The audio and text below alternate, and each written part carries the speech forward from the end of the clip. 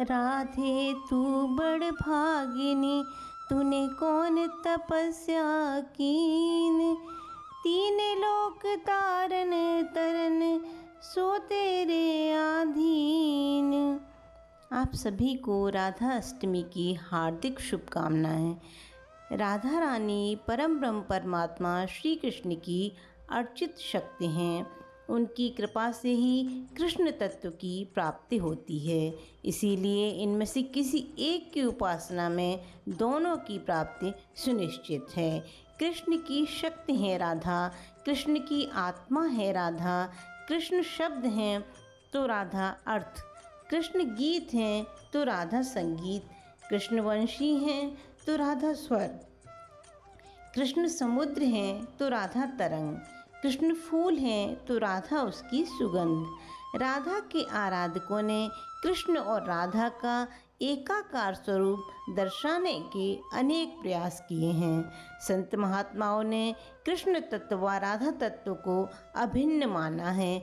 अनेक विद्वानों की मान्यता है कि श्री कृष्ण और राधा अलग अलग होते हुए भी एक हैं।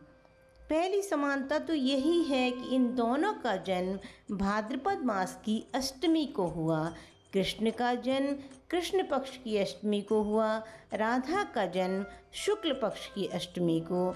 नारद पंचरात्र के ज्ञानामृत सार के अनुसार राधा और कृष्ण एक ही शक्ति के दो रूप हैं। वहीं चैतन्य संप्रदाय भी राधा और कृष्ण में भिन्नता को नहीं मानता है। भगवान श्री कृष्ण की एक पराशक्ति है जिसका नाम आलाधनी शक्ति राधा है। यह भी मान्यता है कि श्री कृष्ण में श्री शब्द राधा रानी के लिए प्रयुक्त हुआ है। पद्म पुराण में कहा गया है कि राधा श्री कृष्ण की आत्मा है।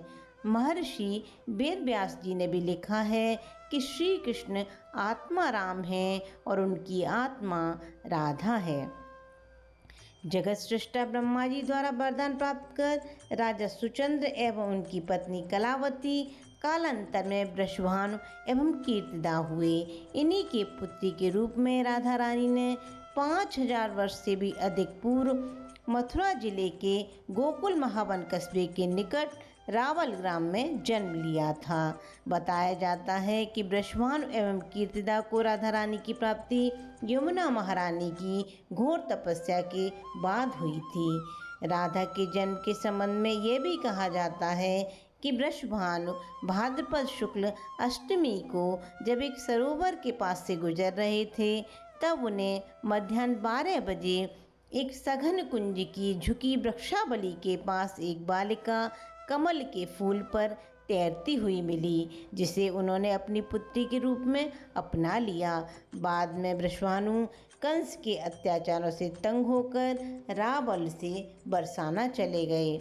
रस सामग्री राधा रानी ने नंदगांव में नंद बाबा के पुत्र के रूप में रह रहे भगवान श्री कृष्ण के साथ समूचे ब्रज में बड़ी ही अलौकिक लीलाएं की, जिन्हें पुराणों में माया के आवरण से रहित जीव का ब्रह्म के साथ विलास बताया गया है। इन लीलाओं का रसास्वादन करने के लिए लोक पितामह ब्रह्मा तक लालायित रहे।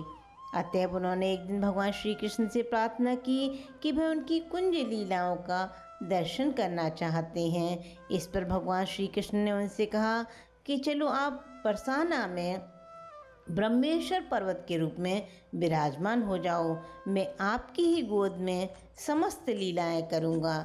इस पर ब्रह्मा जी प्रसन्न होकर बरसाना में आ विराजे।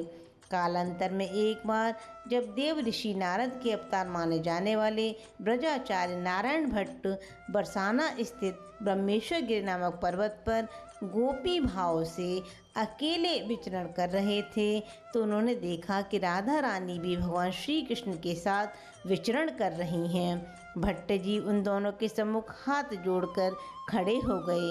इस पर राधा रानी ने उनसे कहा कि इस पर्वत में मेरी एक प्रतिमा विराजित है, उसे तुम अर्धरात्रि में निकाल कर उसकी सेवा करो। इतना कहकर वह अंतर ध्यान हो गईं। भट्ट जी ने उनके कहे अनुसार प्रतिमा को खोज निकाला। साथ ही इस प्रतिमा का अभिषेक आदि कर पूजन अर्चन करने लग गए। यह घटना संवत 1626 की आषाढ़ शुक्ल द्वितीया की है। इसके बाद ब्रह्मेश्वर पर्वत पर राधा रानी का भव्य मंदिर बनवाया गया, जिसे श्री जी महल या लाडली महल भी कहते हैं।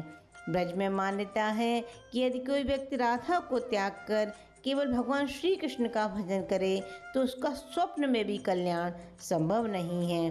राधा रानी को भगवान श्री कृष्ण से भी बड़ा बताया गया है। कहा गया है कि राधे तू बड़े भागिनी, तूने कौन तपस्या कीन, तीन लोक तारन तरन सो तेरे आधीन। बोलो राधे राधे।